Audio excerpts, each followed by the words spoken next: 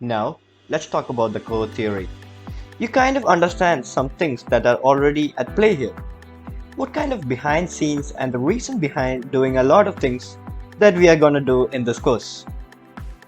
So, let's talk about the critical elements that make up the factors that are gonna drive things behind the scenes towards what we do and what we are going to take action to. The first one is relevance. Is the content relevant? Is the experience relevant to the user? Is it relevant when someone clicks on something and goes to the destination page? Is it consistent with what they were hoping to find? Is the content related to the another site that linked to it?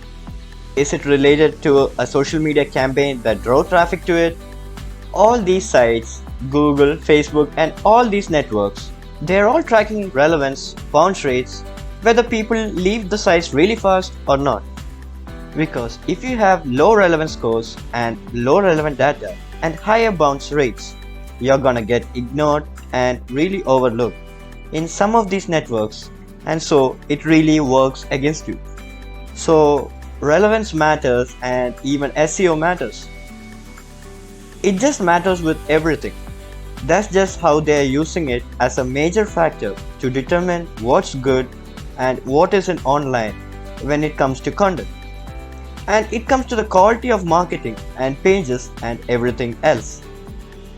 The second thing is engagement. They're not looking at how long a visitor engages with the website, not only just the bounce rate, how fast they get out of there, but how many pages they look at. The average time on a site, how they interact with a Facebook fan page, is that high percentage of shares, likes, links, and that types of stuff. They're looking at all these things to know how people engage with high quality content, because the more engagement there is at a page, the more activity there is. Those are kind of votes, so to speak, for the fact that it's high quality and that's what the audience wants. Because once Facebook or Google or any of these other sites stop serving content that the user wants it damages the business. It hurts. It hurts the ad they can show, hurts the ad results, it hurts everything. So these two factors, I want you to keep them in mind. Relevance and engagement are now very, very important to digital marketing. It's driving everything. And if you don't pay attention to this stuff, and if you don't start building your marketing in your content and your business around these things, you're gonna be left behind. Your competitors are gonna dominate you by driving more traffic and driving more business in their way. So these things are very critical. Traffic cost, of course, is critical. And we are gonna work that into all this. How much you're paying per visitor. It matters, of course, because that has everything to do with your profit. This is the money that you turn traffic into. How does your business monetize that? What if the lifetime value of a customer or a visitor that comes to your site? If you are in the business of selling leads, how much do you sell each lead for, and how many leads can you sell? How many visitors does it take to get a lead? Someone to fill out a form or more information?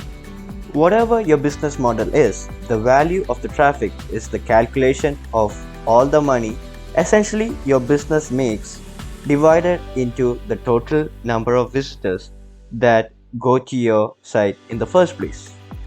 And that figure comes out with a value, and we're going to work on as well how to increase that value. Traffic supplies matters. We're going to talk about this throughout the course. It's one thing to find a place that could be a good source of traffic for a business, for leads and customers.